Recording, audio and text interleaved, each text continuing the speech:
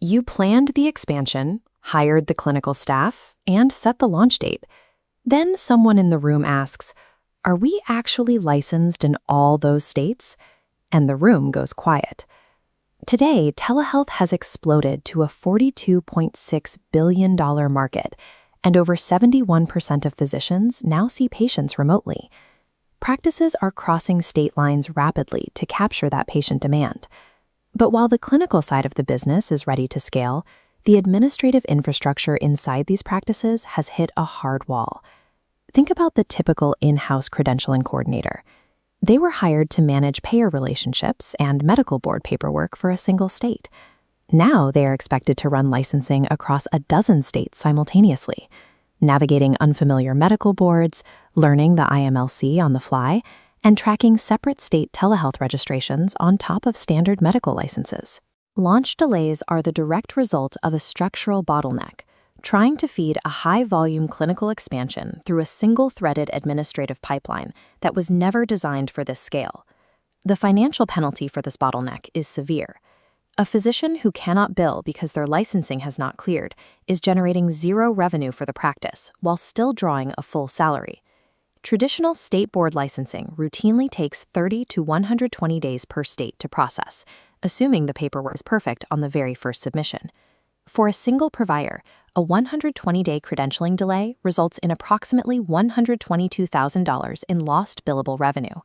If you bring on 5 new telehealth providers facing similar delays, your total revenue leakage pushes past $400,000.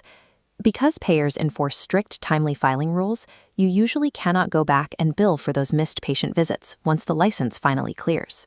Every week, your providers spend trapped in an inefficient credentialing pipeline translates directly to permanent, unrecoverable revenue loss.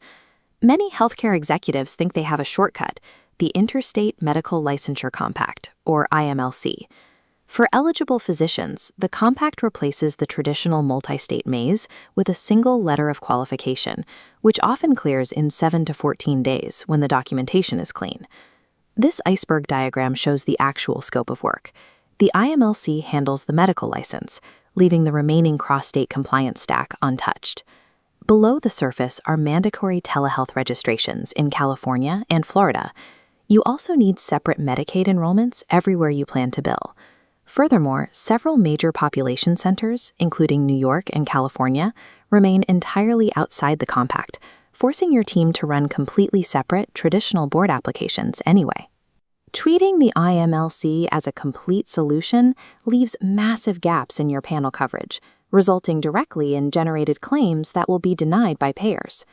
The complexity of that full stack is exactly why over 85% of credentialing applications across the industry contain errors or missing information. That high error rate happens because single in-house coordinators are forced to juggle conflicting board rules, varied documentation standards, and multiple processing timelines simultaneously. Overwhelmed by the volume, teams fall into a sequential workflow, filing applications one by one. A 10-state expansion managed this way routinely stretches from 6 to 18 months before achieving full panel coverage.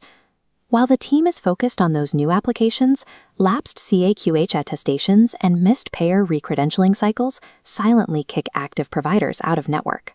Running a multi-jurisdictional expansion through a manual, sequential workflow virtually guarantees deficiency notices from state boards and a launch date that keeps slipping backward.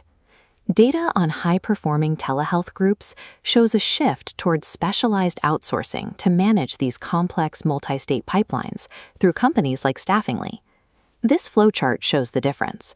The top path is the slow, sequential method.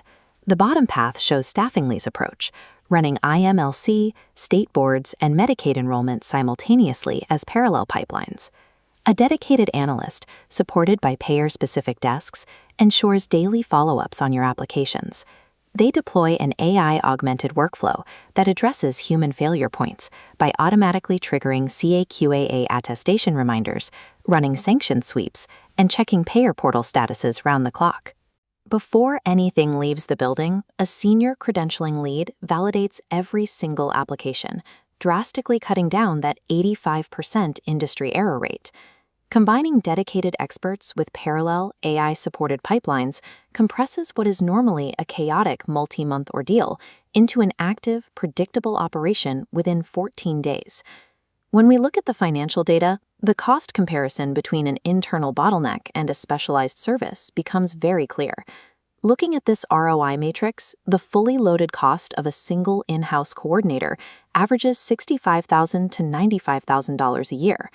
Staffingly's dedicated multi-state service starts at $399 a week, yielding up to a 70% reduction in overhead. Protecting provider data is non-negotiable. Staffingly operates on ISO-grade security infrastructure, backed by HIPAA, SOC 2 Type 2, ISO 27001, and HITRUST certifications. For an expanding practice, this transition replaces a high-cost internal bottleneck with a specialized team, delivering a 70% reduction in overhead while securing revenue faster. You have a clear choice. Continue risking $122,000 in lost revenue per provider due to sequential delays, or secure your panel coverage on schedule. Making the transition carries very little risk.